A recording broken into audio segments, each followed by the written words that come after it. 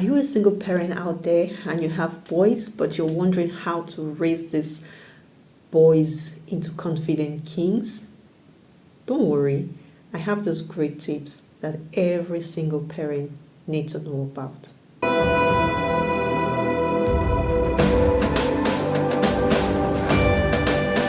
Hey wonderful moms out there, welcome back to my channel. Today we are going to be diving into the world of single motherhood and raising boys. I know being a single mom, it's never easy. However, it's a journey filled with love, challenges and growth. That's why we are here to support each other and offer some valuable tips on how to navigate this journey successfully. So let's dive right in. But before we continue, if you're new to my channel, please do not forget to subscribe, hit on the notification bell below, like, comment, and share. Raising boys as a single mom comes with its own set of joys and complexities. But fear not, with a little guidance and a whole lot of love, be sure to raise confident, compassionate, resilient young men. So we have put together some 9 essential tips to help you as a single parent along this journey. So the first tip will be to be their role model. As a single mom, you need to be a role model to your children, most especially to your boys. By being their role model, you're helping them to be independent. You need to show them how to be independent. You need to show them how to be resilient. You need to show them example. You know, they say children emulate what they see. So as a parent, you need to be able to show your children what you want them to be, how you want them to be in future. So you need to be able to emulate, demonstrate leadership.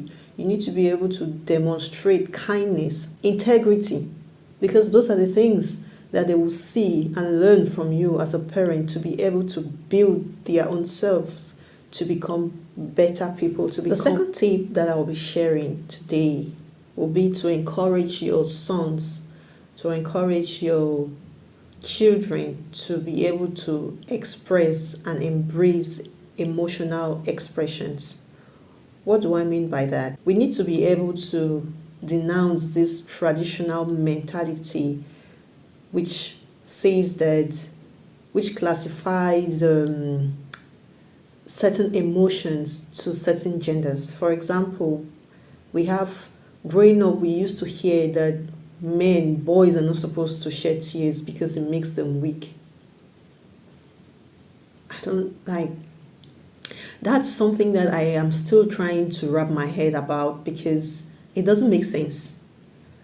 Because we find many men out there who, I would say that's the reason more men are dying than women, because they have so much emotions that are tied up inside that they are unable to express because of the fear of being looked down as a lesser man or not being strong enough. So as a single mom, I think one of our duties should be to educate our children, our boys, to be able to accept their emotion, accept and express their emotion, that it's okay. You need to tell them it's okay to cry, it's okay to shed tears. Shedding tears doesn't make you a weaker person, doesn't make you a weaker man. It only means you're human, and it's okay to express it in any way you need to express it. If it's by tears, it's by smiling, it's by laughing, but let it out. Let it out. Another tip that I will be sharing today, a tip about fostering open communication with your son or sons. Because we all know that communication is the key to any successful relationship, be it children to parent relationship, be it husband to wife, be it girlfriend to girlfriend, whatever thing that is in the name of relationship, communication is the key. So as single parents, as single moms, we should be able to create a safe space for our children to be able to express themselves, to be able to express their feelings, how they feel, so that By doing so, you would know your child, you would know your son. You would know when he's sick, when he's happy, and if there's something going on in his life, he would have that confidence to come to you as a mother, as a parent, and tell you like, "Mommy, Mama, this is what is happening to me." Gone are those days where parents used to feel that they are right, or in everything they say, or what I say stands. Yeah, in certain instances, what you say as a parent stands, but not in everything. I think when it comes to children from a certain age, it works. But when your children start reaching 7 and above, growing to a into a teenager, it's important to have like open conversations. Let them express themselves. They may be wrong, they may be right, but let them express themselves, their feelings, their concerns. And you as a parent, you should learn to listen without judging them or telling them, yeah, you should have done this, not that, because when we keep listening to judge, it pulls them away. It pushes them away, you get. So sometimes you just listen. You just listen and you'll be like, okay. And if along the way you found something or you heard something crazy in the conversation, you can address that some other time. But don't always try to address everything that you hear at that particular moment, because it scares them. It might scare them away not to be able to not to come back to you, to confide in you as a parent. Not for me. Sometimes I used to sit and I'll just call my son in the room and for us to just have a conversation. Sometimes like the other day I told him something confidential about me, like what my plans are, what I was trying to do, and I asked him like, what do you think? Not because I think that he would give me something concrete, or that sometimes they will give you something, because sometimes he gives me good ideas that I use them. So what I'm trying to say is sometimes when you bring them into certain decisions in your life, it makes them feel comfortable to come to you with their own. Like they'll be like, okay, if my mother could tell me this, it means I am safe to tell her my own thing. You get? We do not want to raise a son who does not know how to respect. Because they say, there's a saying that charity begins at home. If you do not teach your male child how to respect, he will start by disrespecting you at home as a mother. Before even going out there to meet strangers, he will start in the house disrespecting you, disrespecting the females in the house, and all of that, which is not good. So let's try to make this new generation of male children understand the importance of compassion, of respect, how to treat a woman right, how to respect a woman, how to love a woman. That is our assignment as a single parent or as a single mom. We should change this narrative. We should change it. For me, I think it's a race that every woman or every man needs to take it upon themselves to do. It should be a challenge. Challenge yourself to bring up your boys in a more respectful manner. You would not want to have a child that you'll sit one day in your house and hear that your son is hitting the wife or is speaking carelessly to the wife or to a lady on the streets, or it's so dishonoring. So let's teach our children values, good values, instill those values in them that will help them today and in the future to come. Teaching respect and empathy is another tip I would want to talk about today, because growing up, parents of those days spend so much time teaching these things to their daughters and forgot that boys needed to learn these things. That's why we have so much disrespect on women today caused by men because they feel that they are not accountable, or they do not need to show that aspect towards others. So as single parents, or in this modern generation, I would use that, in this modern generation, we need to change that narrative. We need to change that mentality that men, or it's only women that needs to show empathy, that needs to show respect. So as single parents, we should take it upon us as assignments to teach not only our girl children respect and empathy. We need to teach, we need to instill, as a matter of fact, these aspects of respect and empathy into our boys, into our male children. We need to teach them to respect others, to be able to show compassion to others, especially since in some years to come they will be getting into relationship. That is how they will be able to treat another woman right. That is how they will be able to treat their junior sisters right at home. So number 6 will be to promote independence and responsibility. By this I mean that as a parent or as a mom, you need to assign each appropriate task or task for your children at home, for your boys at home, that will keep them busy and help them to be responsible and accountable. Gone are those days where you hear that they are the girls who do plates or dishes at home, they are the girls who cook, and you have some set of male children who grow up not knowing how to cook, not knowing how to boil rice, not knowing even how to fry egg, simple egg for themselves, they can't. So as a mother, I think that it is important that we help these children to be able to be independent, because you're not going to be there forever as a mother. You're not going to live with them. They will be with you when they grow up to be adults. They are going to live. How are they going to live their lives when they are away from you?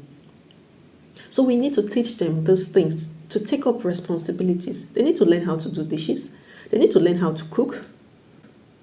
I have my sons here, my junior brother. He cooks so well. My son, he's 13 years and he's trying. Sometimes I come, he has boiled rice. He's the one who does the dishes. It may not be perfect, but in the long run, it's going to be perfect. They have to start somewhere. They have to say a journey of 1,000 miles begins somewhere. They have to start somewhere to get to somewhere. So we need to empower these children to be able to take ownership of their actions and decisions. Then and only then will they be able to be responsible. Because if as a parent you hear that your child is misbehaving somewhere, you go there and you create chaos, you're not doing this child any good. You need to be able to let them own their mistakes, own their decisions, own their actions. Do not own it for them. When you let them own their mistakes and their actions, it teaches them a lesson. It teaches them how to become responsible, how to become independent. Single moms, learn to show concern. Learn to stay involved in your children's education. Learn to stay involved in your children's education, sons, daughters. It's very important. We need to stop being too busy to take part in school activities of our children. Create time to attend PTAs. Create time to attend school fairs and school events. Be there for your children. It helps them to be able to integrate easily and normally, because just the fact that he goes to school on an event in school and sees other children with their parents plays a very psychological role in his mind, it creates an impact on him. He starts feeling like you don't care for him. And it also like not being there for them, not being there for him at that time could also generate bullies or bully activities against him in school. His friends could start mocking him, throwing slangs at him like your mom is never there, kind of. Children. Children of nowadays, they are always looking for ways to bring down their classmates. So, how can we prevent that? By helping them to be present when they need us. We can always be busy, but our children, they didn't ask to be here. We need to create time for them. We need to create time to be there for them, to be present when they need us. Attend parents' meeting. Listen to what is happening. You will hear things about your son that you may not even know. Because at home, he will not show you those things. But in school, he's free, he's liberal. So he would do certain things in school that at home, because of the restrictions, he would not be able to do them. So go to those things and you would hear things that will surprise you. You may learn one or two things about your son that you do not even know about. So the next tip I will be talking about is accepting your son's interests and hobbies. So as a parent or as a single mom, we should be able to accept the kind of hobbies or interests that our children show forth. Because we have some parents who will be like, yeah, I don't want my son to be a musician. Yeah, I don't want my son to play football. Yeah, I don't want my son to be a rapper. Yeah, blah, blah, blah. Because we want them to align with our own interests. We want them to be what we want them to be. Some parents even go as far as like, I want my son to be a footballer. Does your son want to be a footballer? Does your son want to play football? Yeah, I want my son to be a musician. Can he sing? Yeah, I want my son to be an actor. Can he act? So why not encourage that side that he's showing? If he shows interest in music, support him. Maybe he's showing that interest at this particular time. Maybe in the long run, he will not even find interest in that thing anymore. He will be looking at something else. Maybe he wants to be a footballer. Support him. Give him the support that he needs. Like I said, maybe it's just a phase in his life. He's exploring. When children grow, they explore different things. It's just like when they are growing into maturity. They explore. As their body is changing, they are exploring different things. So I want to share this story with you guys. I've been away from my son for 8 years. So when he came to join me here where I am, I asked him he told me, he said, I am a rapper, I like to rap. I said, can you rap? He said, yes. And I said, rap, do something for me, do a freestyle for me. And he did something. It was funny for me because I hadn't heard him do that before. But he tried, he did his best, but it was funny for me, so I laughed. So then later, they came, the two of them, my brother and my son, they said they wanted to play football. I said, okay, no problem. We are going to go look for a club and we'll register there. So there was this sports fair around my city. We went there. I looked for a club online and they told me they were going to be present at the sports fair. And then when we got there were other activities there. So I saw basketball. I was like, why don't you register for basketball? Because my son is tall. Let me tell you, my son is tall. And I was like, you have a good height. Why don't you register for basketball? And he was like, no, I don't want to play basketball. I said, okay. We went and registered the two of them for football. And mind you, after 2 months, he was like, I don't want to play football anymore. I was like, oh, okay. But that was what he showed as interest. I didn't stop him. I didn't say, no, you're not going to play football, you should do basketball. He said he was not going to do basketball and he was going to go for football. But after, he's not going for football anymore. I don't know what he's thinking or what his other interest is for now, but he's not playing football. So what I'm trying to tell you, parents, is don't force your children to do something. It could just be a phase. So the last tip I'm going to be giving here today is about accepting our children's, our sons' individuality, accepting their personality. Children can grow to have different types of personality, and we as parents, we need to be supportive and encouraging of those personalities.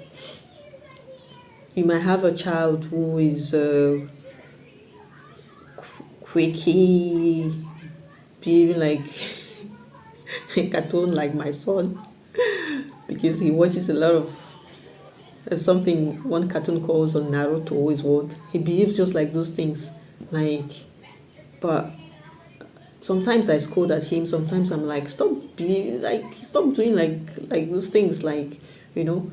But at the other hand, on the other hand, I see it like a phase too. Like, he's just 13 years old, and what do two children of 13 years old do if not watching cartoons and behaving like them? If it was a girl child, she'll be watching the princess, the Barbies, and trying to do makeup like them or trying to dress like them and all of those things.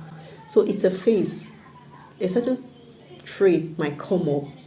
That is just a phase. We don't need to, as parents, I know sometimes it's difficult. I'm not talking like it's easy. I'm a parent. I know sometimes it's challenging. Sometimes it's difficult. But we need to be able to understand our children as well and support them, because it's important for them to know that they are loved and they are accepted the way they are without judgment. If we as parents at home begin to judge them and deny them, what will people out there do? How will they feel like when they go out there and they are being rejected or denied out there? It's crazy. Let's even flip the coin. If they are rejected and denied inside by their own parents, but then when they go out there, they are accepted by people out there, do you think they want to stay at home?